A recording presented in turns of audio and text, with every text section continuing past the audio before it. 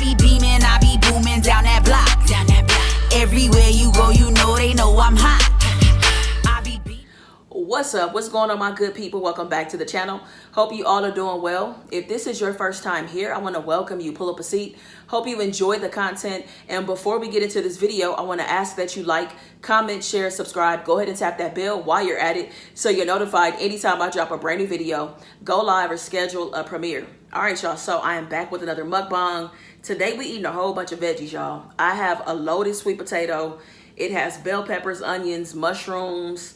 It has green chilies in it. I got it topped with some avocado, some green onions, and I also got some kale on the side. All right, let me actually show y'all what the potato looks like up close. I sauteed some baby bella mushrooms, red bell pepper, onion, and zucchini together. Once they cooked down and the onions caramelized, I added in a small can of Ortega green chilies.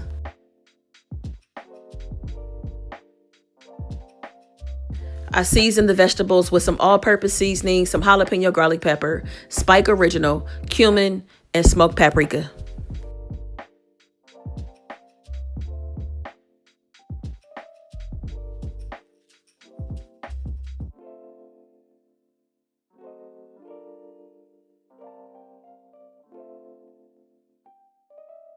This look good, don't it? I had to make sure y'all can see it up close. Let me go ahead and give y'all the first bite. Ooh.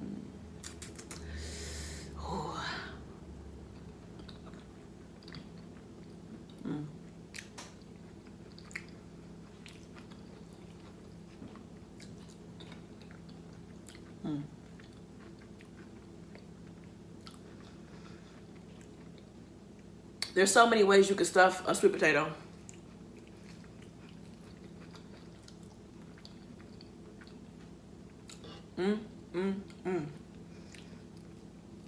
It's almost like the avocado kind of reminds me of sour cream on like a regular potato. And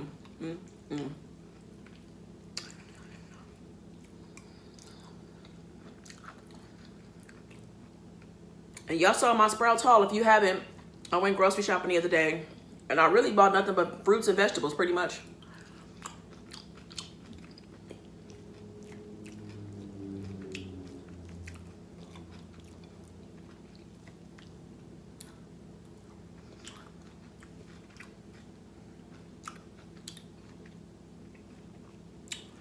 That kale is delicious. I put lemon on mine. I season it with my jalapeno garlic pepper, and I also add minced garlic.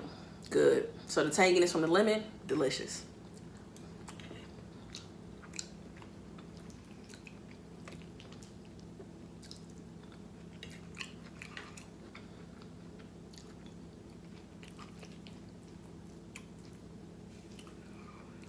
Ooh, this is good. Very comforting. Also, I mean, super healthy, but very comforting, so it was good. And I didn't do much with the avocado at all. All I did was mash it up.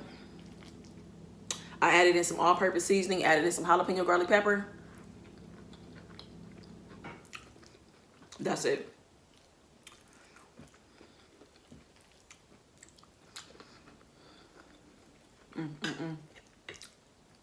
Y'all, it is the top of the month. It is November 2nd. Before I ask my question of y'all, I want to give a shout out to my bae. Shout out to Laura. Today is our 1 year anniversary, y'all. Can y'all believe that? That went by fast. Don't it feel like y'all just met her? When y'all saw her on live for the first time last December, that went by so fast. So we're going to have a great celebration tonight. I'm excited about that.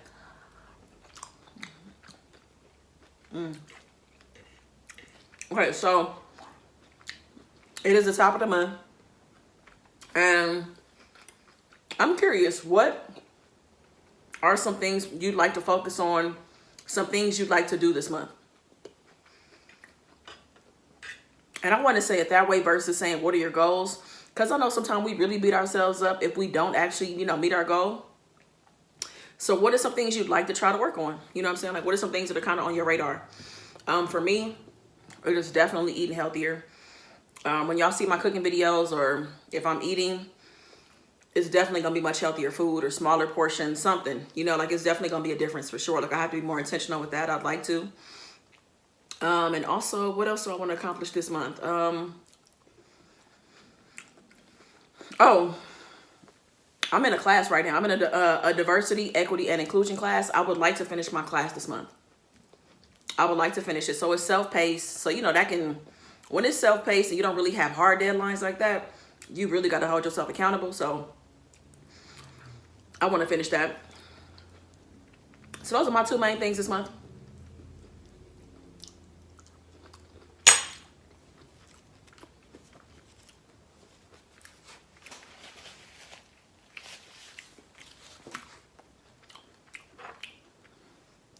Those are my two main things for this month. Also, too, I've been getting quite a few emails about when will I be restocked. I was having some issues with the label company and a bunch of delays, and their delays become my delays. So I will be restocked this month for sure. If you want restock updates, I would definitely suggest signing up for the website so that you could be the first to be notified once I am restocked, and also to get discounts. If you are on the email list already, I will be sending an email out tomorrow. That's a heads up for y'all that haven't signed up. I'm gonna send the email out tomorrow. I got something special for y'all. All right. So yeah, the link is below in the description box. All right. If you want to sign up on the website, goodascanbe.co. So as y'all see from the title, I will be getting into a story time shortly. A couple more bites and we're gonna get into it.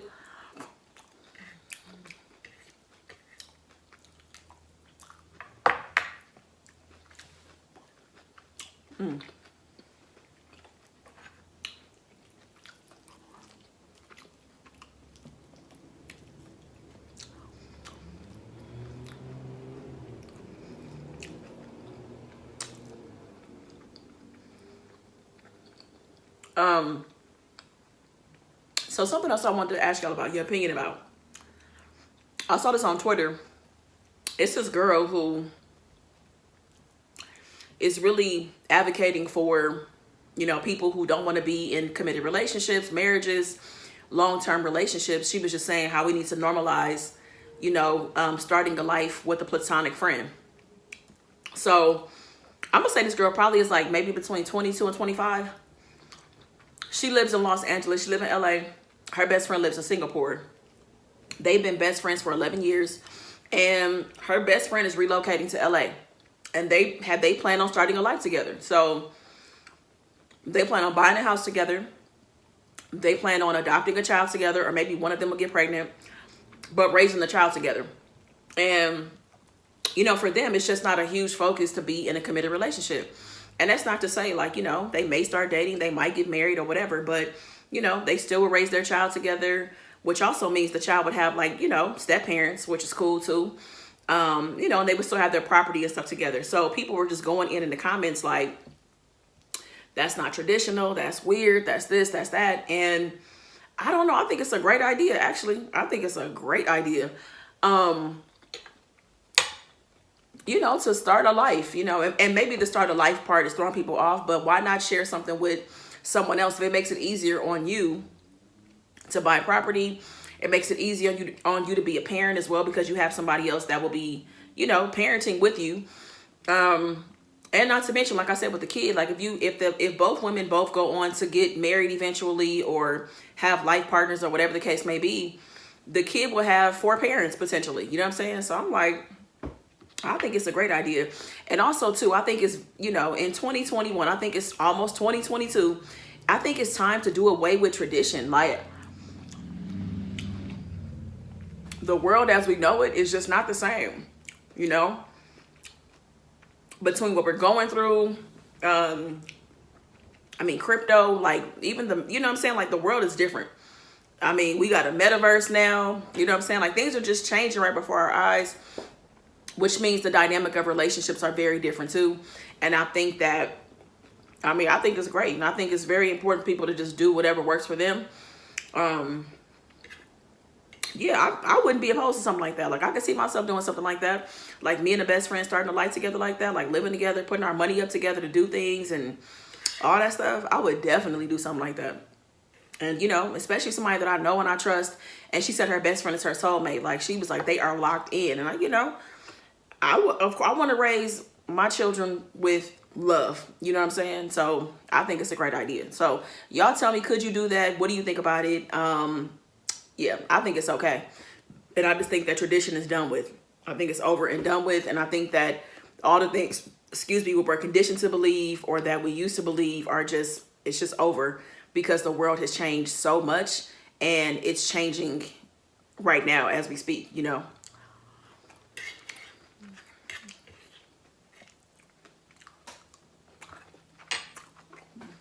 One more bite. Then we gonna get to it.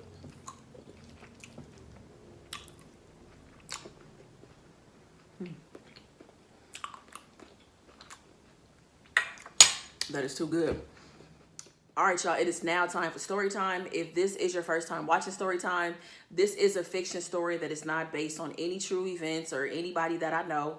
It's just simply an idea. And that's it. So let's go ahead and jump to the story time. Oh, before I do, please make sure that you share this out. If you enjoy stories, if you feel like somebody else would be entertained by it, go ahead and share it with them on Facebook, on Twitter, in your group chat, whatever, wherever you see fit. Go ahead and share it. And also please make sure to watch the ads. And that applies to me and any other content creator here on YouTube. That is a huge help. All right. So this story is based on Kendra Boyd. So Kendra is in her mid-20s. So she's like 25 years old, you know, graduated from college, you know, is pretty new in her career. And she has a circle of friends, but she's kind of in like a rough patch of her life, you know, meaning, you know, things aren't really going well at work.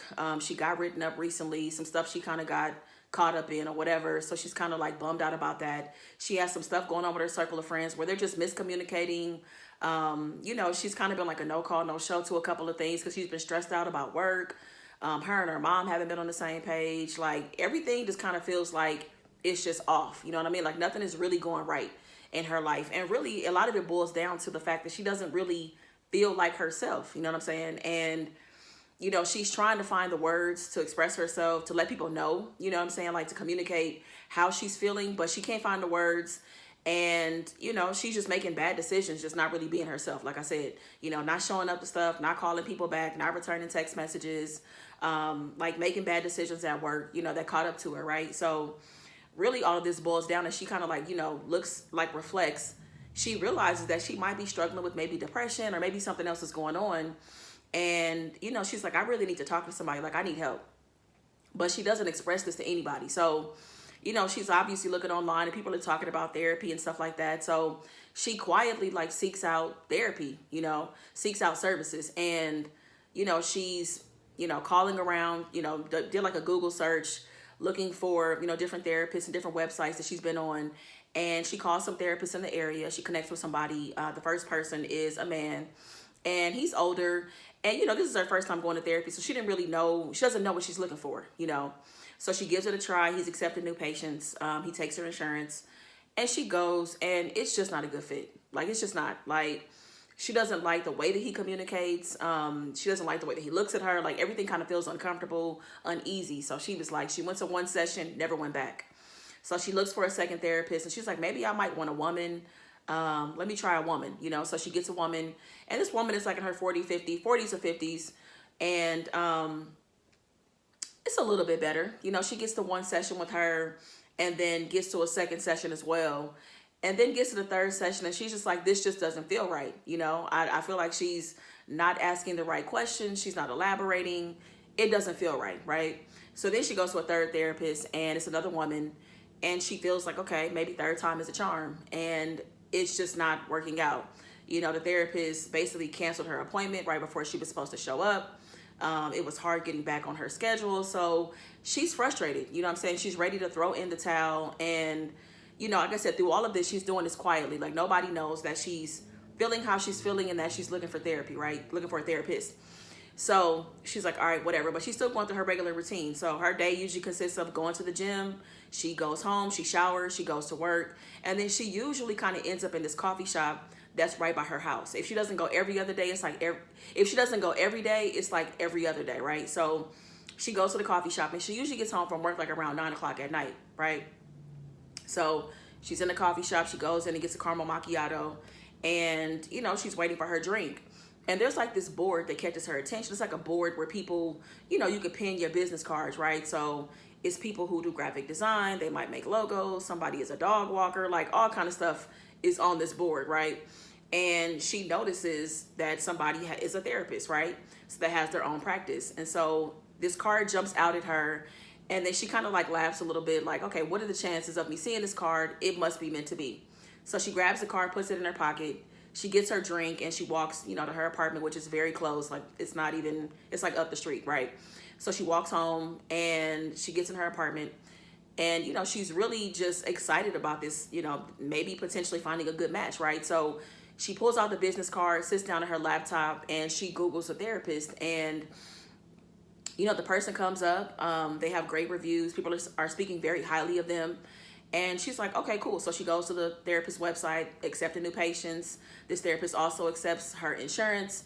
You know, she's like, okay, cool. So next day, you know, before she gets to work, she calls, schedules an appointment, and it's a smooth process. So she has an appointment like in 2 or 3 days, right? So she's excited. She's like, okay, you know, I really want to be open. I really still want to be optimistic. You know, I don't want to feel defeated and go into this with the wrong attitude because I, you know, things haven't started off well. You know what I'm saying? So, you know, so fast forward, you know, she gets to her appointment. So Kendra gets there about 15, 20 minutes early. She fills out some paperwork, and, you know, she gives the clipboard back. The therapist assistant is like, you know, give me just a minute.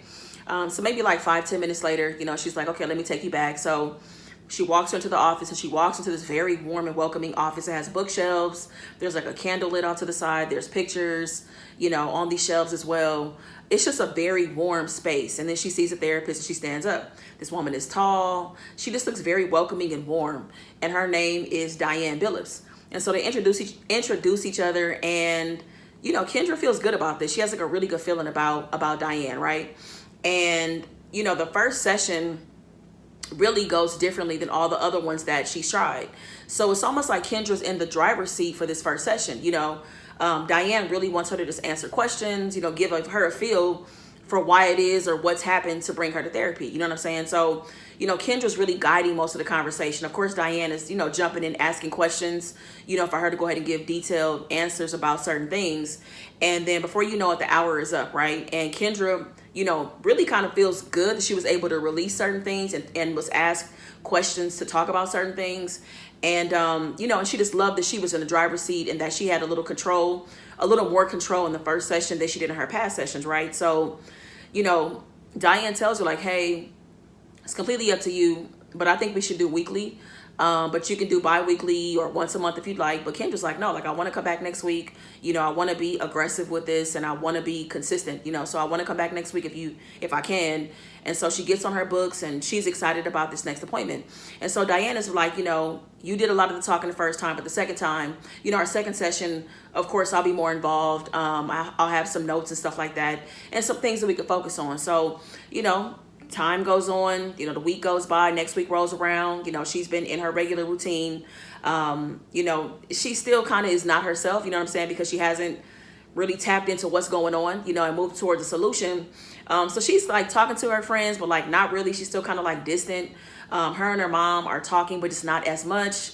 And, you know, her mom has been asking her like, what is wrong and stuff like that. But she's like, you know, I don't know, like I'm in a little bit of a funk, but I'm gonna bounce back, you know? So the next week rolls around, and it's time for her appointment, right? So she goes to her second appointment, you know, she goes into the office, and Diane is ready. You know, Diane is ready. She's written some detailed notes, you know, based on the things that Kendra shared the first time. And there's a shift in the conversation where, although a lot of what's going on now has to do with how she's feeling present day about, you know, work and having a fallout with one of her friends, like kind of grieving the fact that her friend circle is changing and, you know, stuff like that. She's just kind of like thinking that they're going to focus on that, but really they kind of go back. You know what I'm saying? Diane focuses on her childhood. And, you know, Kendra's confused. She's like, I don't understand why we're talking about my childhood. And, you know, she's just telling her like, well, your childhood has a lot to do with your adulthood. You know, your childhood sets the foundation for a lot of the decisions that you'll make, the way that you'll carry yourself, the way that, you know, your ideals, your values, a lot of that stuff is just rooted in your childhood. So you have to understand where these things started, just so you have clarity on why you're doing what you're doing, and you can raise your self-awareness to see where you can make changes, pretty much. And she's like, okay, once Diane breaks it down to her, she gets, what she's saying. So, the session is really focused on her childhood. It's like the second session is childhood, third session is childhood, fourth session is childhood. Then like the fifth session kind of like shifts to childhood and her mom. You know what I'm saying? And some of the things that Diane brings up about Kendra's mom really kind of like makes her uncomfortable because, she never thought about her mom being this kind of person. And she even starts to kind of see her mom as like being manipulative, right? So sixth session that comes around, the sixth one, they're focused on the mom still. And, they're diving really deep at this point. You know what I'm saying? And, Kendra's really overwhelmed. And this is a lot to process for her. You know what I'm saying? Like she really feels some kind of way after she leaves these sessions where she has to decompress. And it almost takes like a day and a half to come down from it. You know what I'm saying? So seventh session, still going deep, still diving deep. Eighth session, it's just a point where it's like a breaking point for Kendra, where it's just all too much. She hits a breaking point where she's like, okay, these back-to-back sessions have become too much. She stands up in the middle of the session. It's like 30 minutes in and it's like, I can't do this. She's like, I need a break. And this is just overwhelming. You know what I'm saying? Like dealing with my childhood, dealing with things about my mom that I never saw and I never looked at her like that. This is a lot. Like it's really emotionally draining. And, I could see how to be beneficial, but like maybe I need to change my pattern. Maybe I should come in every 2 weeks, maybe every 3 weeks. And Diana's like, of course, like, yes, by all means, we can end the session early, take the time that you need, think about it, think through things. We have covered a lot. I've given you homework. I've given you a lot to think about. You know what I'm saying? So I understand. So, she's grateful that Diane understands and she, packs her things and she goes home. So she gets home and she's just carrying this emotional burden, and it's to the point where like her mom calls, she doesn't even pick up the phone because she's just really feeling some kind of way. Like my mom has been manipulating me. She manipulated me so many times as I was growing up, led me to believe certain things that just were not true. You know what I'm saying? About herself and about other people. So she's really in a very she's feeling very indifferent about her mom. You know what I'm saying? And so she doesn't answer her call. She pours her a drink and she doesn't even normally drink. She has liquor in the house for when she has company, but she pours herself a drink. She goes out on her balcony, smokes a cigarette, and, she's just thinking and processing and carrying and unpacking and just feeling like, what to do with all of this that she's learned about herself and about other people, right? So, time goes on. She doesn't call and reschedule an appointment. So it's still within that same week when she left the session. So 1 week goes by. And then at the top of the following week, she's back into her regular routine. Goes to the gym. She goes to work. And then she goes to the coffee shop, right? So it's about 9 o'clock at night. She gets her macchiato and she walks home, right? So she goes home and, it's dark. So she goes in and she has like one of those keyless entry apartments. So, you have like the little fob where you tap it up against it and a green light comes on and you gain access to the apartment, right? So she, gets in her apartment and, she knows her way around the apartment. The lights are off. But so she walks past the living room area and she walks into the kitchen and, her back is to like the living room area. And she comes in, she puts her things down, puts her phone down, puts her macchiato down. And then when she turns around to face the living room area, she sees someone sitting there and she screams, right? And she turns the light on, the light, where the living room is, and it's her therapist. Diane Billups is sitting in her living room. And so, Kendra's clearly very confused, scared, doesn't know just what the fuck is going on at this point, right? So she's like, what are you doing here? What are you doing? How did you get in my apartment? Like, what are you doing? And she's inching towards her phone and Diane stands up and she's like, please don't call the police. Please, I know that you screamed. Please don't scream again. I'm not going to hurt you. I just have to tell you something. There is something that I had to tell you. And she's like, what is so important that you have to tell me face to face? Could you have sent an email? Could you have called? And she's like, I could have, but I really feel like face-to-face is better. I really, really do. She's like, so you feel like you had to break into my apartment? How did you even get in here? She was like, no, I'm calling the police. She was like, please don't call the police. If you can just give me 3 minutes, let me say what I have to say. And I promise you, I will leave. I promise. I am not going to hurt you. I promise you, Kendra. I promise. I would never do that. So she tells her to, back up, stay in the living room area, sit down, and I want to see your hands, right? So Diane does exactly as she told. She sits down and she puts her hands on her lap, right? and she's kind of like rocking back and forth a little bit. You know, she kind of has this rock, maybe like a nervous rock, you know what I'm saying? Because clearly what she's doing is wrong, right?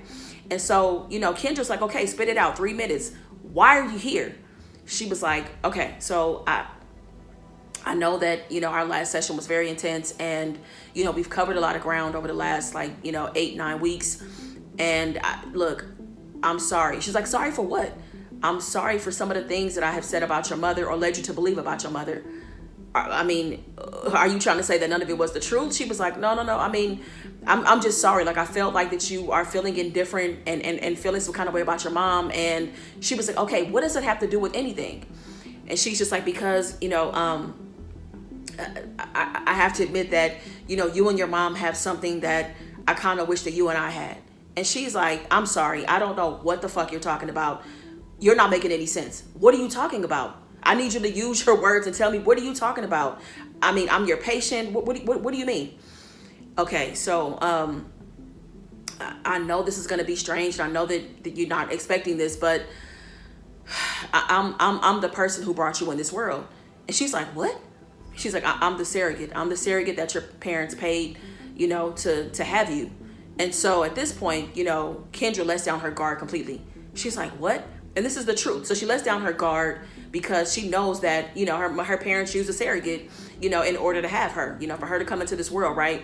And so Diane continues on, and she's just like, you know, and look, if you don't believe me, look, your parents paid me $30,000. You got delivered at the Providence Hospital. You were born at 7:03 a.m. You were delivered by Dr. Williams. And so she's, you know, naming off all these things that, how would she know these things? You know what I'm saying? Like, Kendra never told her about, you know, the surrogate, none of that, right? And so she's really letting down her guard the more that she's disclosing, because maybe she is really the surrogate, you know what I'm saying, that her parents use, right? So, and so she's like, okay, what does this have to do with anything? I'm still confused. Like, why are you telling me this? What do you want from me? And she's like, okay, here's the thing. She's like, all right, so, okay, you and I have a relationship that, you know, I'll never have with anyone else. She was like, you know, I never wanted kids. I'd never wanted kids. And, you know, I looked into being a surrogate when I kind of was hitting some hard times. I didn't, you know, I was young. I didn't know what I wanted to do with my career. You know, I had tuition to pay. So I didn't want kids, but I saw an opportunity. Your parents paid me $30,000. And I'm like, yeah, sure. I'll use my body as a vehicle to have a baby. Cool. And I can make all this money. It can help me with my tuition and help, you know, kind of carry me through for a little while, right? So I went through the pregnancy, and after I had you, I just felt different. I felt different. I wanted to have kids. I wanted to have kids. You changed me. Like, you being inside of, you know, of the womb, like us, our connection, the things that I had to do to nurture you. Like, we had this special bond, and I wanted that. Like, you changed my life. You know what I'm saying? And she's like, okay, and what else? Like, what does it have to do with me? Like, why are you here? Please get to that part. Why are you here? Okay, so after I, you know, delivered you, you know, of course, you know, we didn't have any contact after that. And, you know, I went on like this mission to like have a baby. I was doing it alone, and I couldn't get pregnant. I could not get pregnant. You know, I used the money that your parents had paid me. I had dropped out of school, and I was just focused on getting pregnant. Like, I wanted a baby so bad, right? And I couldn't get pregnant. I was having issues, right? And I tried like 3 or 4 times, and it just would not work. I tried to go through the adoption process, and it just would not work. Like, things just were falling apart because I didn't have myself together. You know what I'm saying? So I couldn't get approved for adoption. It was just, and look, I know this is crazy, but being a mother is what I wanted more than anything in the world at that particular time, because of the process that I went through with you. She was like, okay, keep going. And so she's like, so, you know, once things didn't work out with adoption, me getting pregnant, I reached out to your parents, you know, to see if it was possible, you know, for me to have a relationship with you. Could I come around, you know, could I, you know, kind of hang around and just kind of build a relationship with you? You know, I know it was a stretch, and I wasn't sure what they were going to say, but they said yes. Your parents were kind enough and said yes. She's like, okay, yeah. So, you know, she's like, well, what changed? Why did you stop coming around? She was like, because I started doing things I probably wasn't supposed to do. You know, I started showing up to the house unannounced. I started showing up to family gatherings. I wasn't invited.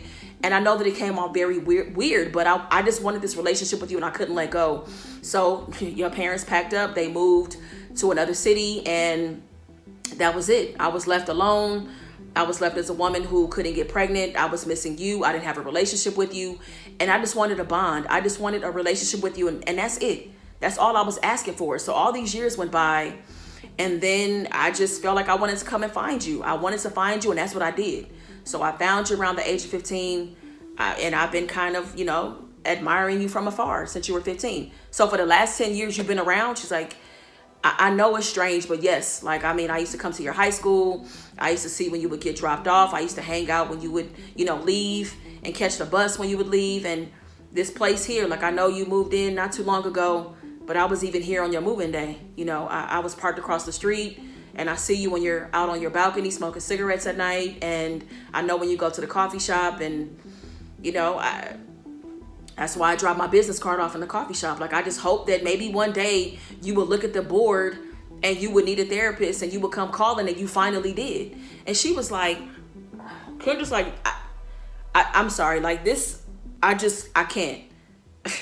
I can't believe any of this shit. She's like, I know that it's a lot. And all I'm saying is that I'm here because all I want at the end of the day is to have a relationship with you. I really do feel like that we could have a bond, that we could just have a relationship, a friendship. You know, I can't be your mother. I'm not your mother, but I do want you in my life. Like, do you understand the special relationship that we have that you didn't even know about? And, you know, the more that she's talking, like, she's continuing to talk and use these words. And really, she's manipulating Kendra at this point. You know, Kendra's processing everything, but she's still letting down her guard. And she's starting to think about it. You know, she's starting to really consider what Diane is saying, that they did have a special bond. You know what I'm saying? Like, without her, she wouldn't be here. You know, that's how she's starting to look at it, right? You know, Diane is using all the right words on her, right? So she's like, okay, I mean, so her feelings are changing from, like, you know, being shocked and surprised, confused, to now kind of being compassionate and empathetic, you know, to what Diane is saying, right? So she's like, okay, this is a lot. I never saw this coming. This is a lot. I can't make any promises to you, but I'll think about it, and I'll see if I can become open to the idea of us having a relationship. But you have to know, obviously, I'm not coming back to see you as my therapist. Like, this is fucking wild. Like, but yeah, give me some time. So, you know, Diane, she gets her purse and she gets her things, and she's like, thank you so much. Like, thank you for not calling the police. Thank you for hearing me out. Call me at the office, call me at home, call my cell anytime. Like, if you get to that place of feeling like we can have something, that we can have a relationship, please call me. And I promise, whatever, I'll follow your lead. I promise I will follow your lead. I will never do anything like this again. Like, and if we can keep this between us, that would be great. That would be really, really great. And so, you know, Kendra just like shakes her head and is like processing, and you know, she lets her out and closes the door behind her. And, you know, she's like, her back is leaned up against the door, and she's just like, what the fuck just happened right now? Like, this is just too much. You know what I'm saying? So she was already going through a whole lot. She looked for a therapist by herself, thought she found a match. Therapy became overwhelming, and now her therapist has broken into her house saying that she's a surrogate that wants a relationship with her. This is too much. So now she's like, I gotta call my mom. I have to tell my mom, I cannot carry this by myself. This is just too much. So she, you know, goes and gets a drink, grabs her phone and calls her mom. Okay, so they have their conversation. So now let's fast forward. It's 2 days later after this incident has occurred, right? So, you know, it's like, we're at Diane's office. It's early in the morning. You know, this is about to be, it's about 9 o'clock in the morning. She's about to have her first patient.